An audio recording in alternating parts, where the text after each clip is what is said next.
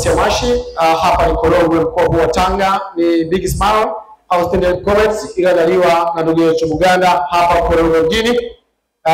Hawa mnaona hapa mbele ni washiriki wa Big Smile. Kwa sasa niendelee kuwatambua viongozi mbalimbali ambao wamewasili mahali hapa.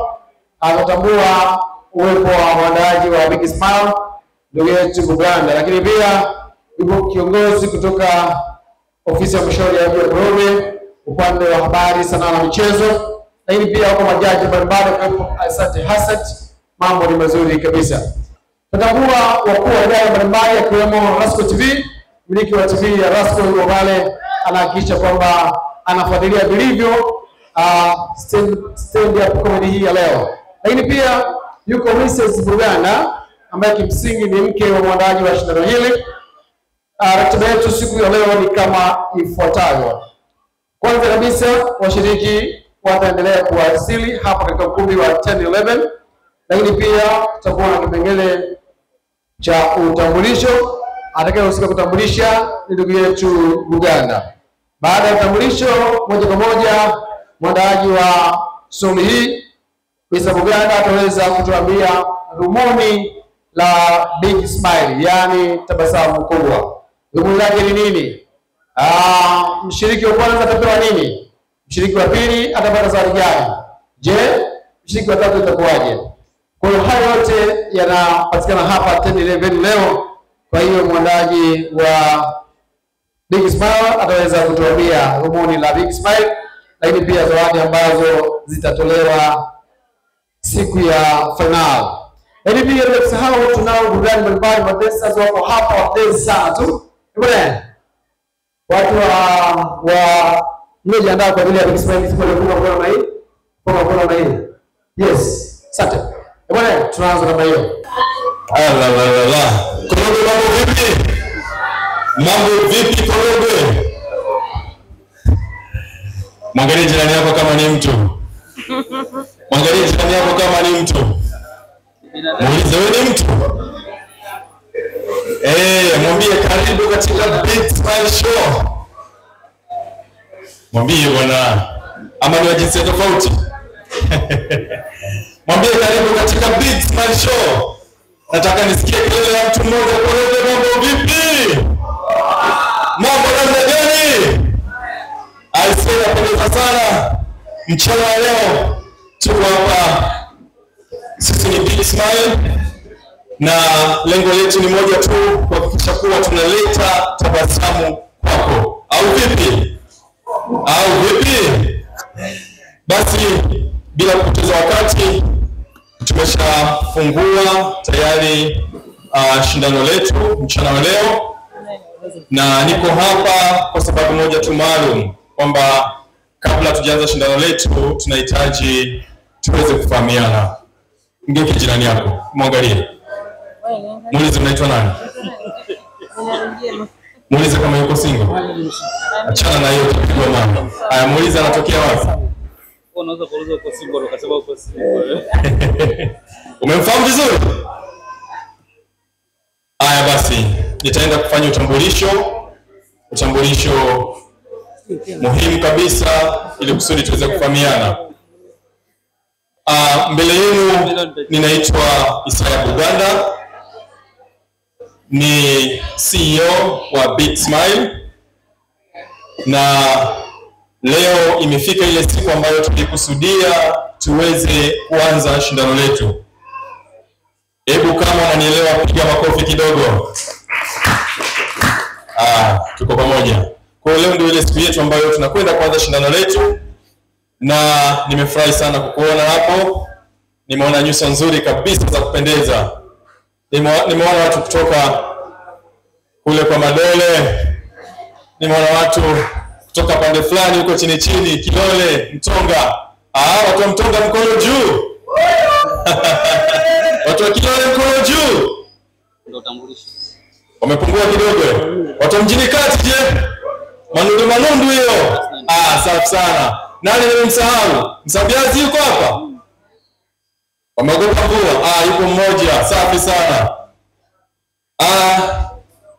Awali ya yote niseme kwamba leo ndio tarehe 5 na leo ndio imekuwa siku yetu ya kuanza shindano letu rasmi. Na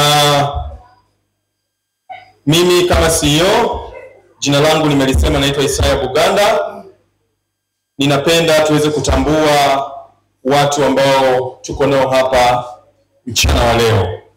Kwa heshima kabisa, naomba niweze kumtambulisha au kumkaribisha mwenyekiti wangu wa sanaa na wasanii wote wilaya ya Korogwe. Huyu kwa kweli ni kiongozi wangu, ni bosi wangu. Naomba nimkaribishe mahali hapa.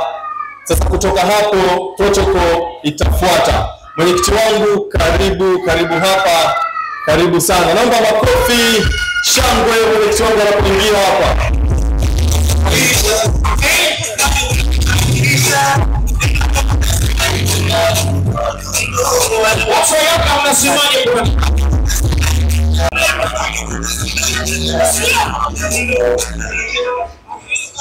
Nashukuru sana kwa nafasi hii.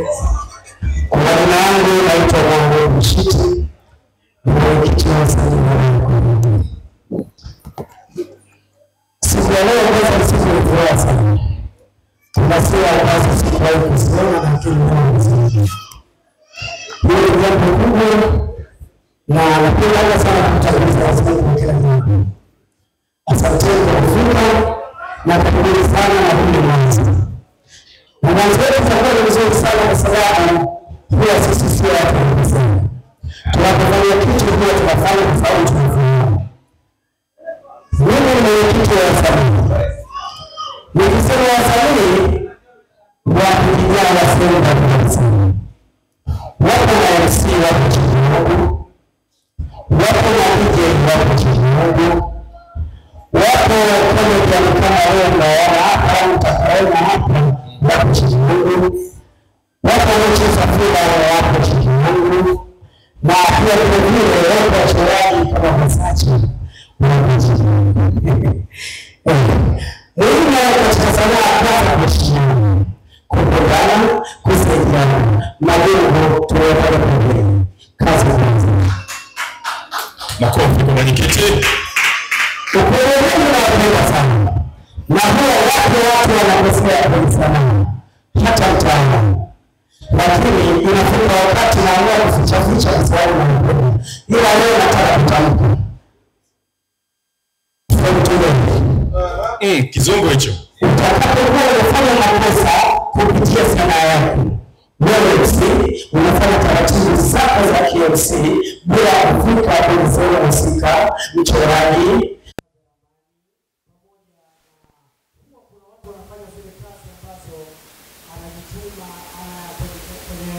YouTube na sehemu mbalimbali. Fuata taratibu. Narudia tena, fuata taratibu ili kesho na kesho kutwa usije ukanichukia. Maana nikiamua kunyooka utanichukia kweli kweli. Fuata taratibu. Kwa hiyo nimeomba niweze kuliongea kidogo ili kesho na kesho kutwa nisionekane mwenyekiti labda ana chuki au ana vitu anafanya tofauti. No, nawatetea sana. Naruhusiwa kuzuia akaunti yako ama kuifungia, maana njia ninazo. Twende vizuri, pata taratibu. Hii sanaa ni kwa ajili yetu. Itakutoa wewe, itamtoa mwingine na itanitoa hata mimi. Leo ni mwenyekiti, kesho kutwa muda wangu umeisha, ataingia mwingine.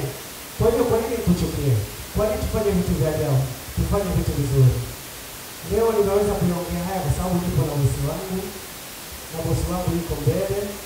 Na yeye ni miongoni mwa watu ambao wananifunza mengi juu ya sanaa.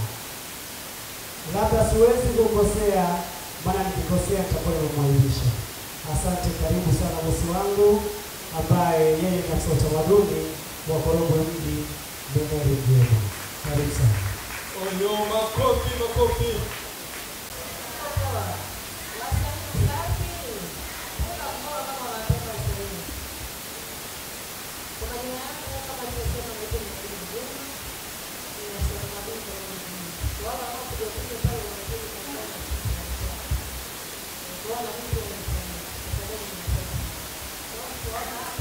Ndio maana nikaacha shughuli zangu na nguo na mimi nikaamua kuja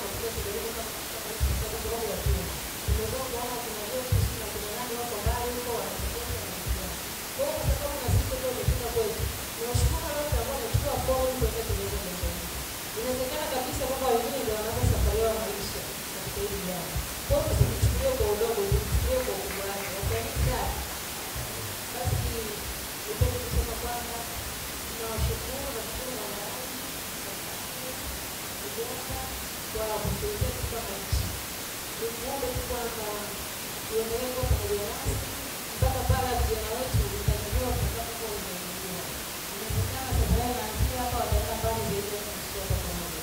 Kwa hiyo kwa kuja na uzaidi na kushukuru sana kama usafiri kwa sababu tumeongeza kuchafanya, tumejishughulisha katika kitengo chetu, tumeongeza vitu kama hivi. Kwa hiyo kabisa sana kwa roho isiyo nyumbani, tuendelee kushirikiana mpaka tutakapokuwa vipaji vya vijana wetu na kuwapeleka sehemu ambapo ndoto zao zitatimia. Asante sana. Natamani wetu makofi mazuri kabisa kwa ajili ya utamaduni kama hivi tunachotoa. Wakati tunaelewa, sio chakula tu kama unaelewa. Ajino. Kama ndoto yangu mada hapo utamaduni kwa kweli watu wanaelewa na watu wanakubali. Jamani, kwa kuwa mabosi wangu wamesema basi naweza nikaendelea sasa na utambulisho mwingine. Na hapa mbele yetu tunayo meza yetu meza ya majaji na tayari tumekuwa kwa wingi wa kutambulisha na meza nyingine moja hapa tunapenda asante tu kwa dakika mbili kutoka tunamjua. Karibu sana. Jamani ni msikilizaji ambaye amekuwa kwa watu wengi sana katika mtandao fulani. Lakini pia ni mtoto wake ambaye ameweza kuoa MC. Piga makofi. Tunamjua hakuna kazi kubwa kama kuoa MC. Lakini jamaa ametoboa. Bosi. Karibu sana. Kutoka hapo kitu. Kila kitu wewe umenifahamu. Kwa majina naitwa Franco Fernandez, JKA Director Msolo. Huyo jamaa pale anataka kuita bwana Kimbika. Yeye mwenyewe anajua. Jamani, mimi sina mengi. Mimi nimeanza kufundisha sanaa kwa Kororo kuanzia mwaka 2017 mpaka leo. Wengi wananifahamu, wengi ninawafundisha, kwa hiyo tuko hapa. Lengo ni moja tu, kutafuta pesa. Asante sana. Sasa tunafikiri chakula kiko vizuri na tumekuwa majaji wetu kwa kutambulisha vizuri kwa watu wako. Sasa kwa hiyo washiriki wote wakiwa watazamaji, kwa hiyo watu kila mtu anaweza panda hapa kwa sababu ya maombi. Tumesikia watu kutoka studio, kwa kila mtu anayepanda hapa yuko katika sehemu salama. Lakini pia naomba nitambue tu uwepo wa viongozi wetu kutoka pamoja na mahali wanafanyia pamoja kuliko kushirikiana na wakozi mkuu. Kwa hiyo makofi kwao. Sasa wametisha sana. Wapo na kiongozi mwenzao. Wengine wengi taratibu. Wengi na kwa barabara. Tunashukuru sana kwa kuwepo hapa. Lakini pia kwa watu kutoka mbalimbali tuweze kufika hapa. Tunasema karibuni sana. Kwa sababu ya muda ni wengi sisi kuwapenda wote, lakini nawakaribisha sana katika shindano letu hili. Basi kwa kusema hivyo, nasema kwamba shindano letu tayari limeshafunguliwa na tutakwenda kuingia katika kipindi changu cha pili. Hosti wangu basi katika kipindi cha pili naomba nizungumzie kwa nini Big Smile tuko mahali hapa. Tunapozungumzia Big Smile tunazungumzia ni kuwa ya uzalishaji. Ndio watu wanafahamu vizuri na pia wanataka kuona madogo kuanzia vizuri. Kwa hiyo kusema Big Smile inamaanisha ni tabasamu kubwa. Ndio alafu kuna watu wengi ambao wanasema a smile is a big smile. Sawa? Kwa tabasamu yenyewe au vipi?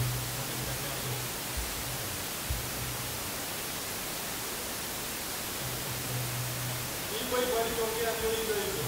Usimuulize maswali mengine. Kwa hiyo hiyo Big Smile.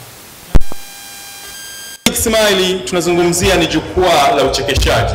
Na jukwaa hili tumeweza kulianzisha hapa Korogwe. Lengo letu ni moja tu, kwamba tuweze kuleta burudani katika mji wetu wa Korogwe. Au vipi? Au vipi? Wangapi tunapenda burudani? Oyo, hebu jipigie makofi. Hiyo ni moja kabisa. Lakini Lengo la pili la Big Smile ni kuhakikisha kwamba tunaibua vipaji. Vipaji vinaibuka na watu tunaweza kuwatambua kwamba huyu ana kipaji hiki. Lakini lengo namba 3 ni kwamba tuweze kutengeneza fursa au ajira kwa watu ambao wana hivyo vipaji. Kwa hiyo kuanzia leo tutakuwa na awamu yetu ya kwanza ya shindano. Leo ni tarehe 5, lakini pia tarehe 12 tutakuwa na awamu yetu ya pili, na baadaye tutakuwa na awamu yetu ya 3 ile siku ya Pasaka, ile ya tarehe 20. Na tumeweka awamu 3 kwa sababu hatuwezi tukamjaji mtu kwa awamu moja. Tunamhitaji afanye mara 2, si ndio mara 2, ya 3 tutamuona kweli anaweza ama hawezi, si ndio? Ndio maana tumeweka awamu zetu 3 ili kusudi tupate kipaji ambacho ni original, ni OG, tunaita ile ni cream, si ndio? Kwa hiyo lengo letu kubwa ni hilo la kwa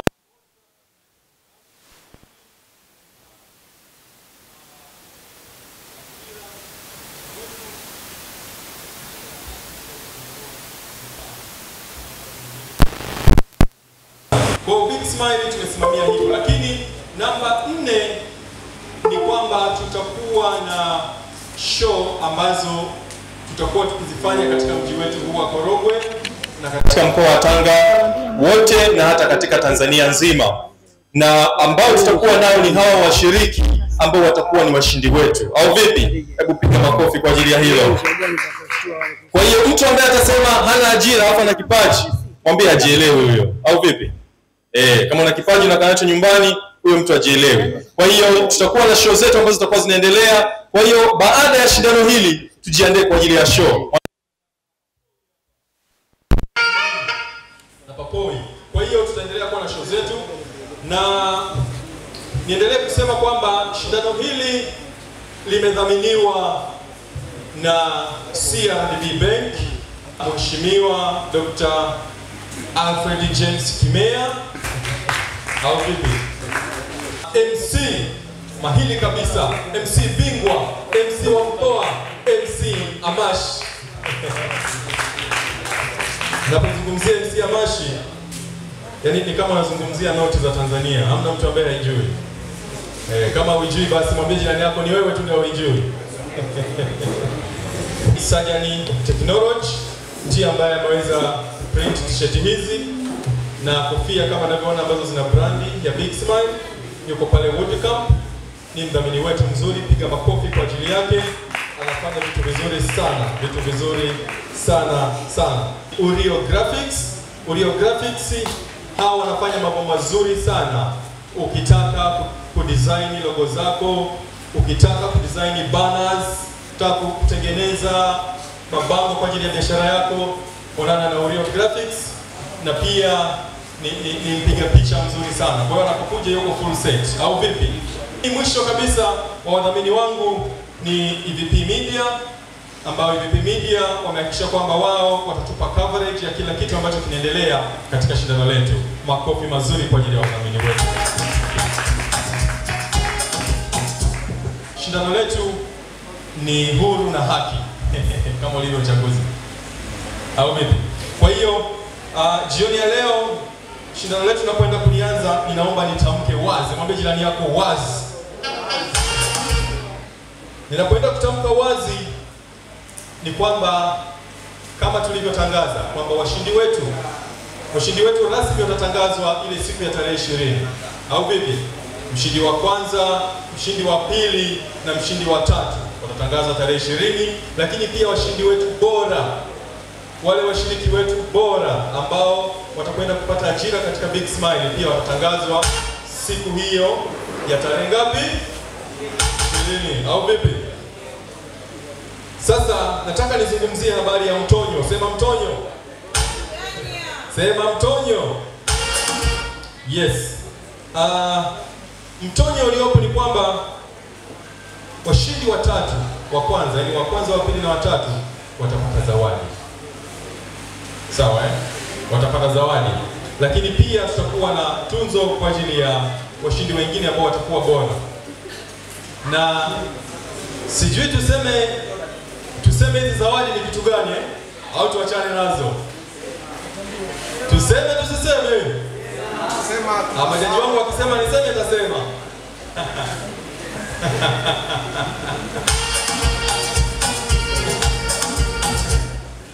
I say, kwa kweli zawadi ni kiasi cha pesa. Sawa eh? Ni kiasi cha pesa ambacho kitakabidhiwa hapa na mheshimiwa mbunge pamoja kupitia benki ya CRDB au vipi? Kwa kiasi hicho cha pesa kitakabidhiwa hapa. Niombe kwa sababu ya afya na usalama wetu sisi washiriki, jamani, naomba nisije nikataja hapa hicho kiasi mtu akaanza kuulizia bei za magari. Sawa eh? Sababu nawajua wachelewi kidogo tu akasema ile mimi yote ni ya kwangu. Na hii gorofa shingapi? Kwa hiyo mkwanja ni mzuri na ninatamani kabisa kwamba siku ile tutakitaji hicho kiasi hapa na washindi watapewa ulinzi. Sema ulinzi. Tutakuwa tumeandaa askari wetu hapa kwa ajili ya ulinzi mpaka pale watakapoenda kutulia. Maana kiasi kile kubwa cha pesa kinahitaji ulinzi. Au vipi?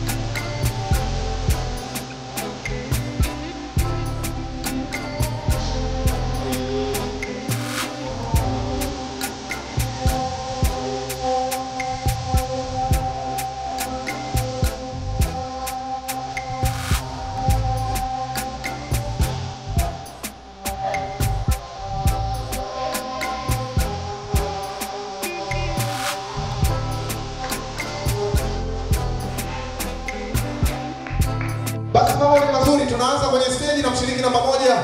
Najua washiriki mko tayari. Mshiriki namba huyo wa kwanza ni anaitwa Nurudini Omari Hassan, mshiriki namba 51 aka Dai. Kwa stage Nurudini Omari Hassan Dai.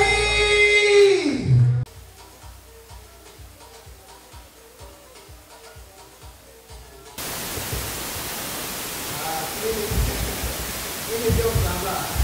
Nimezaliwa tu pale Lushoto. Lushoto ni kwa hiyo inaitwa Ukuli pale kwa tangazo la moyo ndio unasomea pale. Bwana kuna jamaa mmoja anataka kutenda na hiyo somo na pani. Alisema andaza akatanganya na somo la pani. Akatanganya na mandazi. Alipotoka nje aliporudi akakuta maandazi yale yanajaliwa bado. Sasa hii somo vipi au haiui? Soja la ngazi moja. Mara chini. Aliondoka jamaa. Watu wanashangaa kuna kilio mbele huko nini? Yule jamaa ashakula somo ya panya bwana. Amejaribu yeye kabla panya hawajakula. Umeona? Bwana.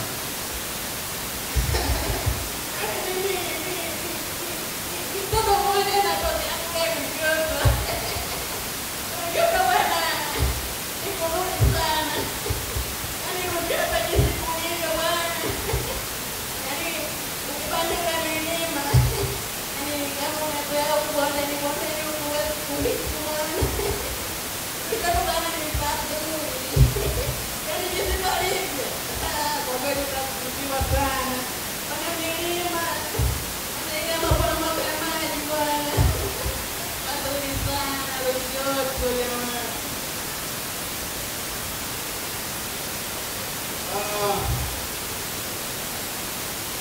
mmoja walienda kufunga, walikuwa tatu jamaa, walienda kufunga. Walikuwa kule skuli wanatengeneza bendera hivi, ilikuwa bendera moja. Sasa katika ile bendera walikuwa wanabendera kwa zamu, akina wa kwanza akirudi na mtu mwingine anabendera naye na watatu hivyo hivyo. Kuna jamaa mmoja aliona ile bendera inaanza kukatika hii imelengeleke, unaona, jamaa akakaa pembeni. Oya, mbona wewe pembeni? Aje pembeni. Wewe pembeni. Jamaa kama anabembea, nenda rudi. Mara jamaa mmoja anaishika bendera, anajitupa, anaenda ndo masima. Oi, Mungu wangu ngoshi. Atakwenda kwa kamba ngoshi. Ona tena. Jamaa kama anacheka pembeni hapo. Sasa wewe unacheka nini? Kwa nini unacheka? Anawaambia, nilijua alikuwa hiyo sehemu umeiona. Yaani nilikuwa nimeiona kwamba hii lazima itakatika bwana. Ila nataka kuambia kwamba yaani kwenye haya maisha hiyo furaha yako ulionayo sio kila mmoja anaipenda. Na hiyo huzuni yako ulionayo sio kila mmoja anaipenda. Bwana.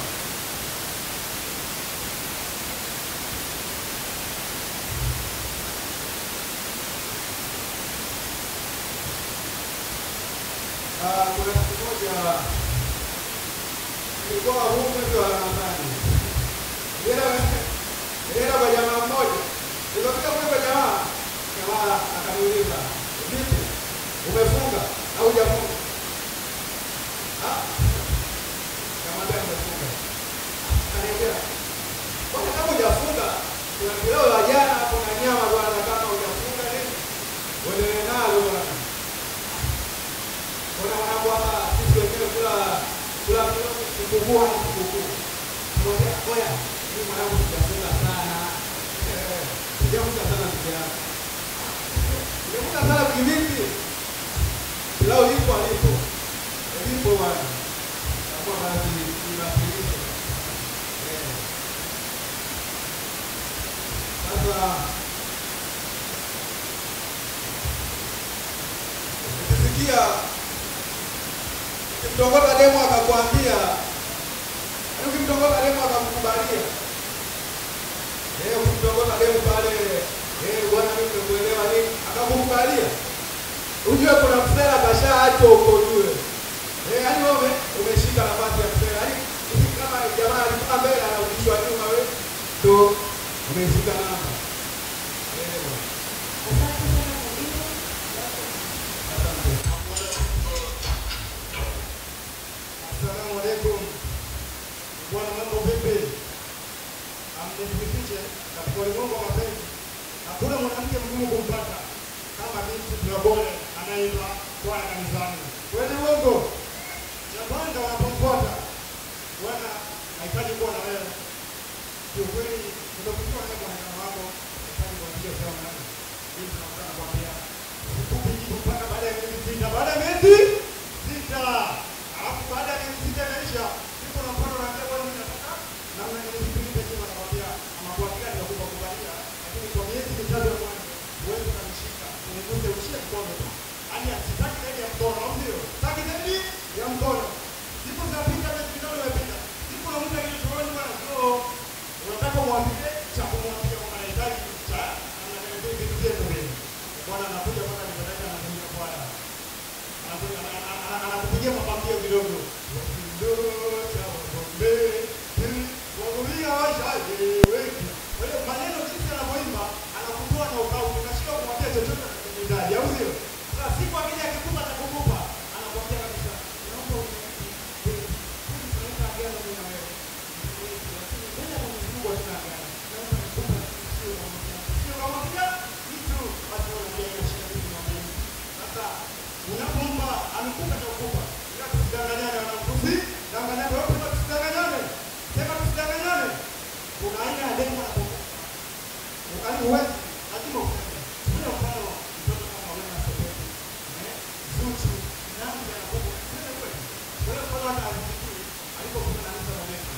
lazima baada ya Hamisa Mobeto na mkali mwambie don't sleep. You will never tell anyone about it.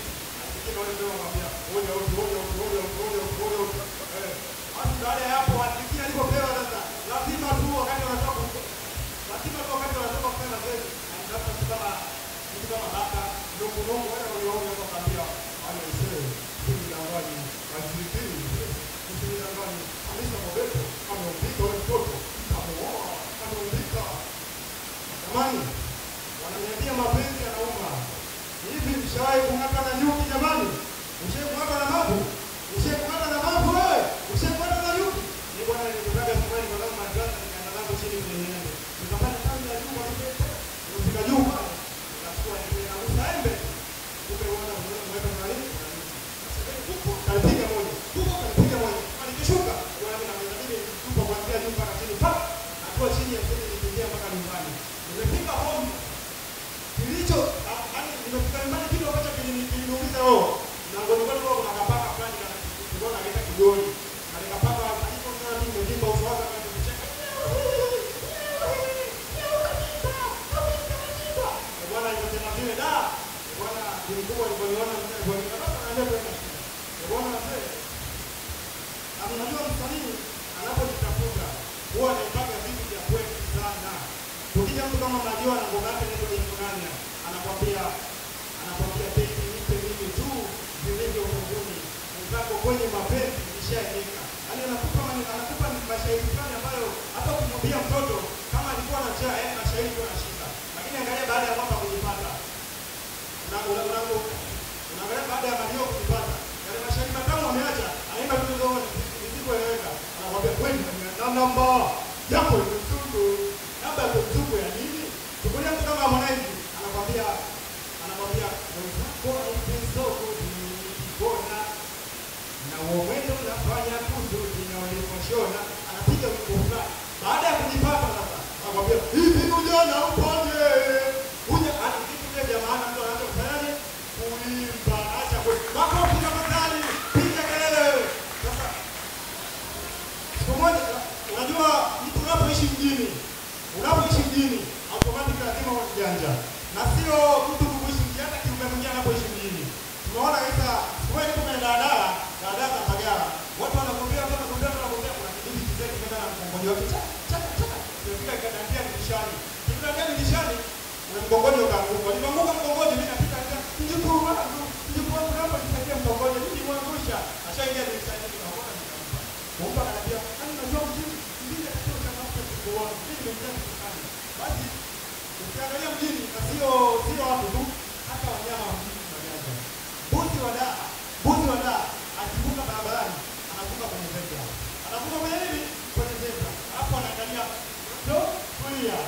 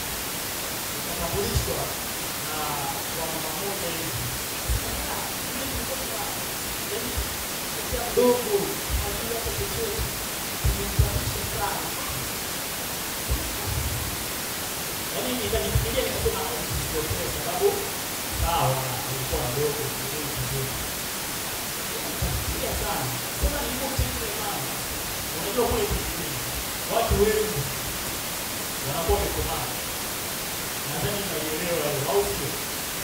Yaani watu wengi watafikiri hapo upendo ndio upo hivi. Kuna upendo wa kutosha. Nadhani mnaelewa. Sasa shiriki na mnaelewa hiyo jambo.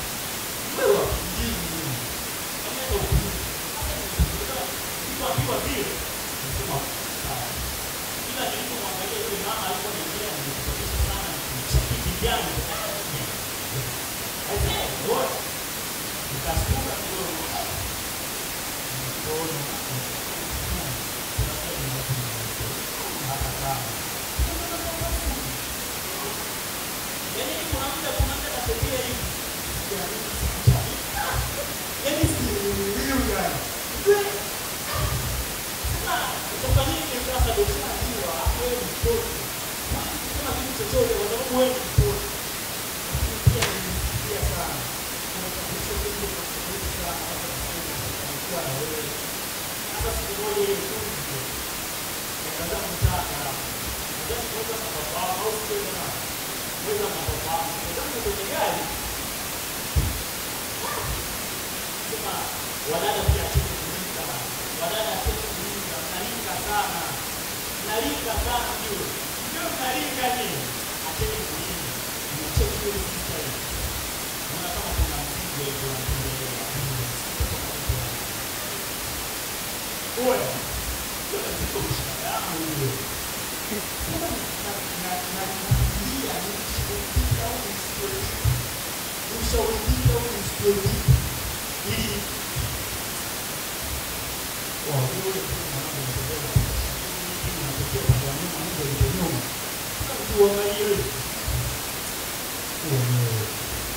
wewe nadhani kuna watu mnaelewa, kuna magazeti sio naelewa ndani kama mnafunga kama mnafanya ila mnaelewa hakuna mtu anatembea ndio unapata dawa nataka nimwambie mshindwa anamtaka na mambo yake hapo wanawake mnalinga sasa tunaweza kuangalia kwa upendo tu kwa kuna mtu anapinga huyu au unaweza kumkamata nafikiria kumkamata na ugopa wewe kitu mbona mshikashika sasa sio wewe ongea kungoni ndio hapo kwa hai ndio tunasema hey aisee kuna nzuri kwa watu ndio ndio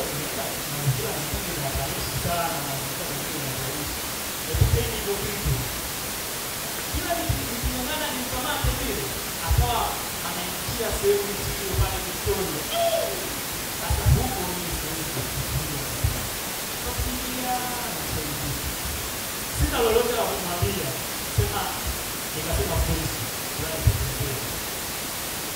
kama wao na yule ana wanawake wanamshauri kumshauri hivyo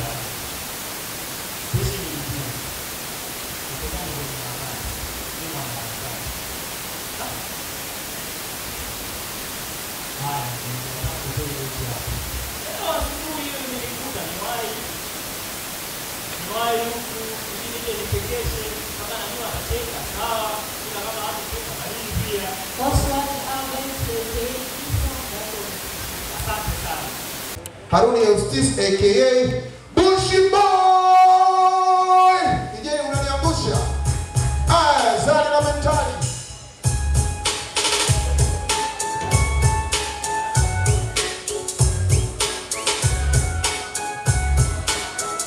DJ shika. Una ngoma mpya kali lakini nashangaa sijui kwa nini DJ ameamua kunipigia ngoma za zamani. Umechukuliaje? Haruni Eustace aka Bush Boy na dakika 5 za kufanya vichekesho. Asante. Kila siku DJ tukisema DJ shika. Ni lazima mshike. Sasa wewe unataka kuona huaga mnashika wapi? Isije kwa wenzetu tunampa furaha. Maana kila siku DJ shika na bodi mnashika.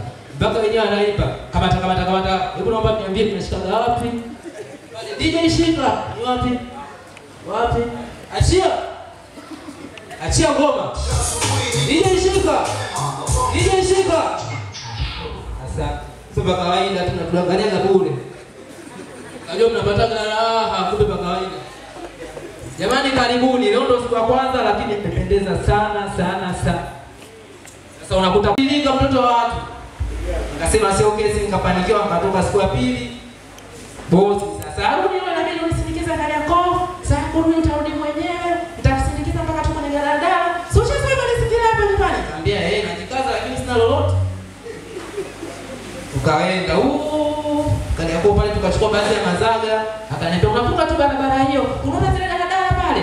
Unapanda ukipanda kibara moja kwa moja unapanda pale hiyo umefika nyumbani. Na mimi nikamwitikia sasa kuonekana nimetoka kijijini, nikamwambia sawa naweza. Sasa katika changamoto zote nilizokuwa nazipata ni kuvuka barabara. Jamani, asikudanganye mtu sisi kuna zebra kuna nini sheria yenyewe zebra ukiipata na kwambia tukivuka kwenye zebra unazikwa eti kifahari. Kama ukavuke tu kwenye zebra lakini hata ukivuka kwenye zebra unazikwa kifahari. Nikasema hii changamoto. Nilikaa lisali moja siwezi. Wale ndio ameshazoea. Ameshavuka. Ameshavuka. Mimi nasema leo changamoto. Nikasema sasa bila kujiongeza naweza nikafika usiku niko hapa. Kapua zangu viatu, kaka zangu chini. Nifanya vile mambo sasa nione huruma. Watu wanapita na malenzi zao.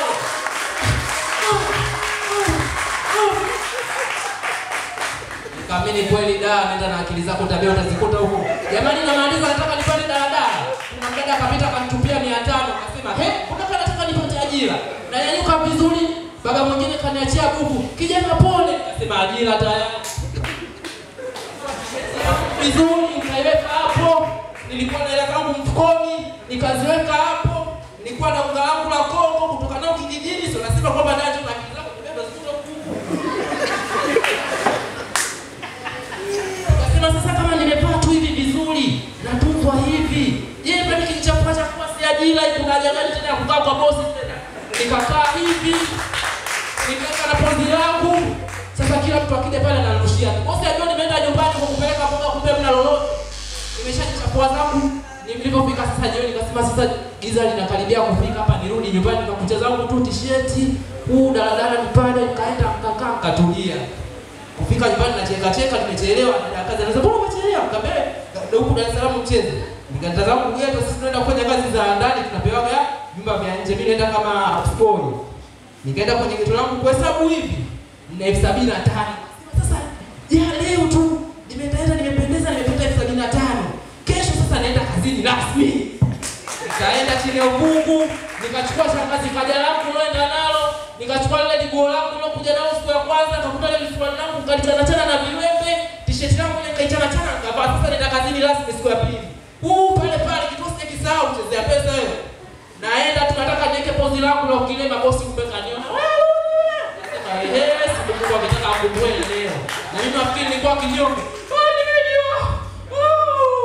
nimejua jamani wewe umekuja vipi mjini bila hata mtu kukwambia nilikuwa nimekuja kukusalimia nimejua wapi nilikuwa naambia karibu kambi tunakata nilikuwa tangu ni Haruni Faustini aka Bush Boy hapo mwisho Make some noise! Make some noise! Nisikia kelele bwana, nisikia kelele kama vinachekesha simcheke.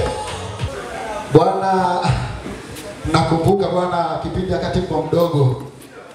Kipindi cha nyuma sio ushaishi kwa wazazi. Unakaa kwa mzazi wako, unakuta mzazi anakutuma, "Kate bakuli." Wewe unakuta sana. "Kate sufuria." Unaita chupa chai. "Kate hiyo." Wasema mtoto bwana anakuwa sikisikio. Mtoto utampa wewe. Unakuta naambiwa mbwa sasa mimi nikaja nikamwambia naitwa mbwa eti. Mbwa wewe. Sasa nijiulize huyu mbwa ni mbwa na rangi gani? Mbwa kumbe ana tabia gani? Sasa kabidi sasa kupita mtaani kaona kuna mbwa bwana na kumbe mbwa tabia yake ni kung'ata bwana. Sasa mama mbona ananiita mimi mbwa? Sasa nikasema hapa tulia. Nikarudi nyumbani. Kurudi nyumbani pale mama ananiambia, "Kote nani sufuria?" Nikata chupa cha. Mtoto jeuri wewe, mbwa wewe.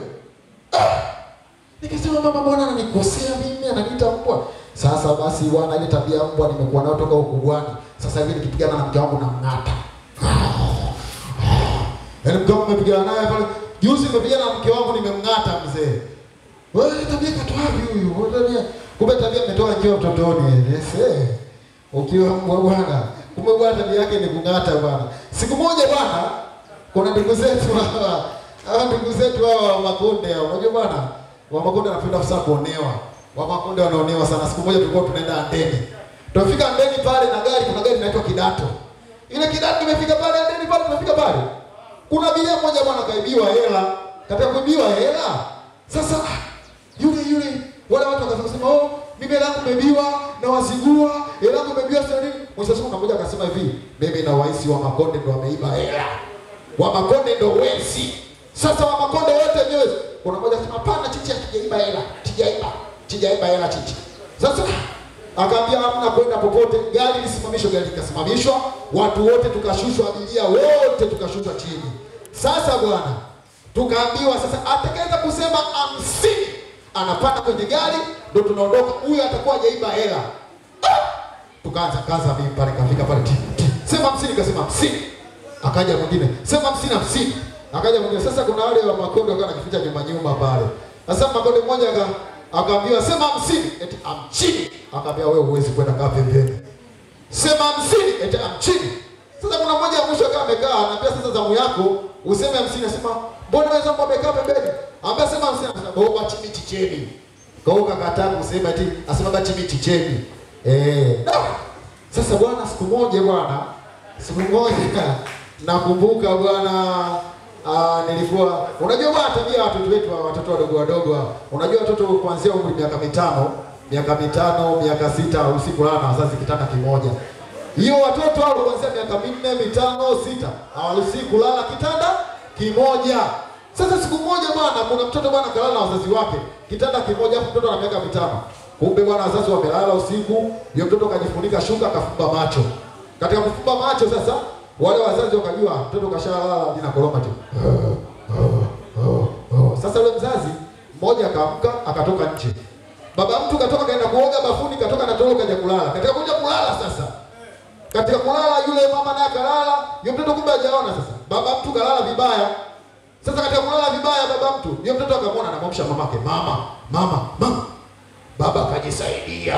Kumbe mambo yetu yamerudi nyuma. Sio nyuma na watoto bwana, watu wabaya sana watoto hao. Haruhusiwi chini ya umri huo. Watoto wadogo haruhusiwi. Bwana siku moja bwana nakumbuka siku moja bwana anafika pale nyumbani, unakuta mama ananiambia eti, "Oh mwanangu, nenda pale chini, nenda pale nyumbani pale uvunguni. Ukishafika uvunguni, chukua ile nani chupa chai ilete." Nikaenda kachukua chupa chai kamletea mama, nitoka shamba hapo. Sasa kutoka shamba sasa kuna mlinzi mmoja, afu ule mlinzi bwana alikuwa anaenda nyumba yetu pembeni. Sasa katika nyumba yetu pembeni mlinzi analinda sasa. Akaanza bwana. Yule mlinzi bwana kumbe alikuwa ni Makonde tena. Sasa mama anafika pale. Ajira yako. Shindano hili limedhaminiwa na CRDB Bank, Daktari Alfred Kimea, EVP Media, MC Hamash, Surgeon Technologies, Urio Graphics. CRDB Bank, the bank that listens.